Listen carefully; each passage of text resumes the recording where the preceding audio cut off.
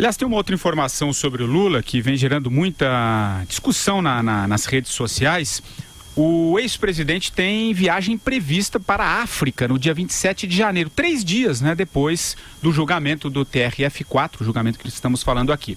O petista participará de um evento de combate à fome na cidade de Addis Abeba, na Etiópia, país sede da União Africana. Aí você se pergunta, como é que surgiu essa história? Na última sexta-feira, o ministro Moreira Franco permitiu, por meio de portaria, que 3 assessores de Lula acompanhem o petista na viagem. Um dos assessores foi autorizado a viajar entre os dias 23 e 29 de janeiro, os outros 2 entre os dias 26 e 29. Como ex-presidente, o Lula tem direito a manter assessores. Pessoas próximas ao ex-presidente confirmam que a viagem está prevista, mas não fornecem maiores detalhes. Madu, a viagem a princípio não tem impedimentos legais, a não ser que os desembargadores do TRF4 decidam impor aí alguma restrição como prender, por exemplo, o passaporte. Você acha que tal medida é necessária? Eu acho que é uma medida cautelar da parte do Lula, quem sabe, Ele já prevendo, talvez, a possibilidade de ser decretada a sua prisão, ele já tem um plano para se escafeder, para fugir, para dar no pé.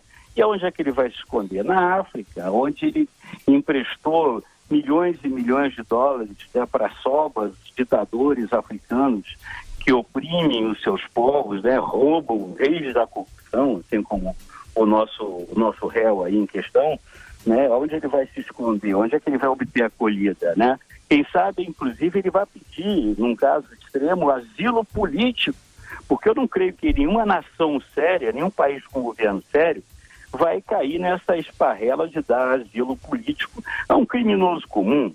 Então você tem que buscar um país africano desses aí, infelizmente, em que o povo é oprimido por ditadores vale tudo, para enquadrar o crime do Lula como um crime político, ele como um refugiado político. Isso pode ser uma maluquice da minha parte, mas em se tratando de Brasil, tudo é possível, pelo que eu tentei informar, mas com certeza o Andreasa é mestre nesse assunto, pelos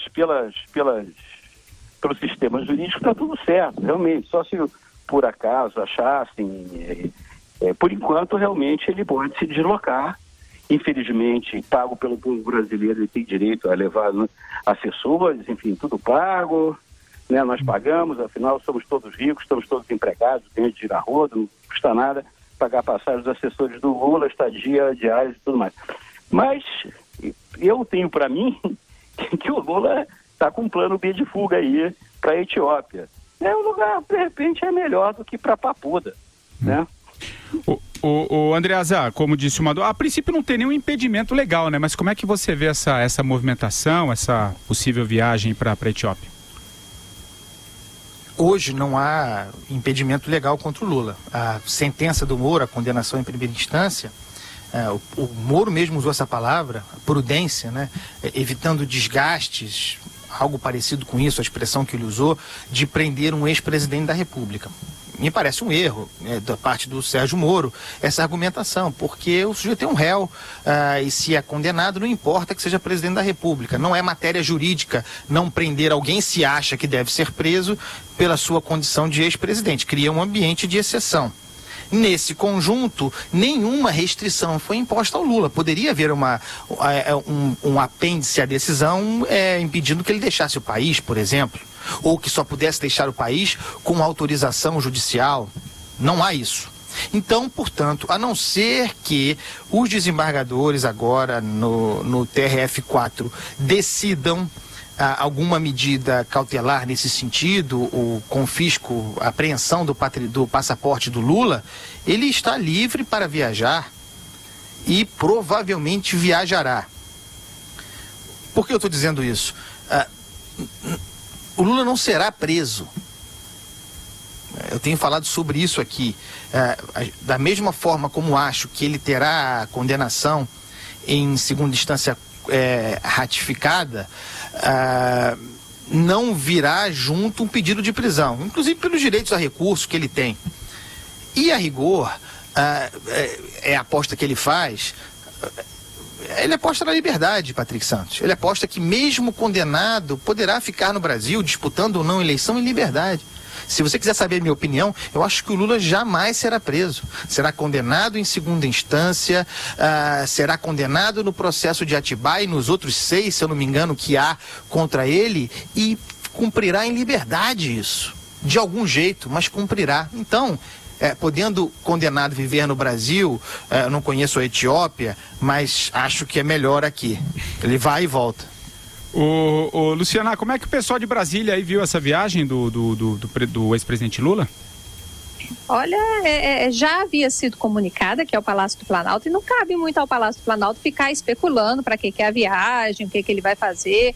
Na verdade, a autorização que foi dada pelo ministro Moreira Franco é muito protocolar, porque ex-presidente da República tem direito a 8 assessores, são 4 seguranças, 2 assessores e também 2 motoristas com 2 carros oficiais. E quando eles viajam, eles saem fora do país, eles precisam pedir uma autorização. E essa autorização não cabe ficar questionando. Agora, entre os auxiliares aqui do presidente Michel Temer, não houve muito comentário, porque eles não querem também se envolver nessa história do PT, nessa história do Lula. O que eu ouvi hoje é que eles já têm muito problema aqui dentro do governo, problemas próprios, para ficar pensando em problema dos outros. Mas existe sim o risco eminente desde essa viagem acabar não saindo. Tudo vai depender do julgamento da semana que vem. Agora tem uma coisa, Patrick Santos. Claro, vai lá. Relativa à África. E aí é preciso ficar atento. Discordando um pouco do Maduro, há uma hipótese válida, não porque ele vá para a Etiópia como forma de fugir e se transformar em preso político, não. Mas lembrando da política externa dos governos do PT, especialmente do Celso Amorim nas gestões do Lula, aquela política de abertura das relações, de aprofundamento das relações comerciais entre Brasil e países africanos. E levando consigo as grandes empresas brasileiras, sobretudo as empreiteiras. Nós sabemos dos esquemas de corrupção e há investigações, inclusive desdobradas da Lava Jato a esse respeito, relativas a essas articulações político-financeiras nos países africanos, assim como os da América Latina. Então, talvez a suspeita sobre o Lula devesse recair sobre movimentação financeira. Aliás, o Madu tinha alertado sobre isso. Aliás, Madu, a informação que acaba de chegar aqui, olha só. Se o Lula for preso, não haverá uma revolução. Infelizmente, é a opinião do Paulo Okamoto, que acabou de ser entrevistado pelo jornal Folha de São Paulo. Você acha que ele está tentando consertar aí os disparates pronunciados pela Gleisi Hoffmann? Como é que você viu essa frase dele? Não haverá uma revolução, vírgula, infelizmente. Pois o Paulo Okamoto é o braço direito do Lula, né?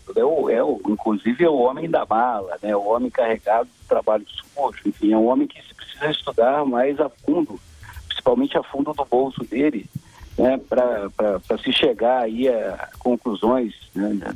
De onde foi parar o nosso dinheiro. Se ele for tentar, infelizmente, quer dizer, uma revolução, infelizmente, você continua ainda o clima, um hostil de sedição, né, de um levante popular, digamos assim, contra as leis, contra a instituição do judiciário, então contra a organização social. Está no mesmo plano para mim, se vem com isso, infelizmente, né? O desejo dele era outro. Então, sinceramente, eu não vejo aí eu não queria consertar nada, nenhum atenuante. Eu só queria falar um pouco desse detalhe que a Luciana lembrou bem aí, que os ex-presidentes da República do Brasil têm direito a 8 assessores, 2 carros com 2 motoristas, não sei quantos... Cara, será que precisa isso? Faz sentido? Né? Será que o Brasil pode, né, a gente tendo que fazer cortes no setor público, faz sentido esse sistema aparatoso para um ex-presidente? Quer dizer, são todos os ex-presidentes, né?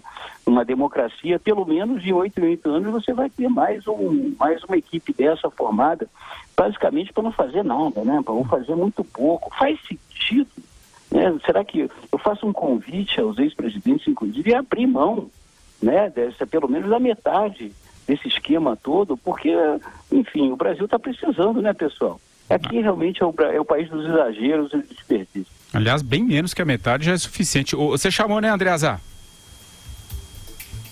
Porque a fala do Paulo Okamoto é gravíssima, como sublinhou o Madureira. É cínica, né? A ideia, lamentando, né? Porque é isso que ele faz, infelizmente, lamentando que a condenação do sujeito, do réu, não resultará numa revolução. O sujeito, Paulo Okamoto, é presidente do Instituto Lula. Nós estamos em 2018 e esse pessoal continua defendendo uma revolução. Não aprenderam nada.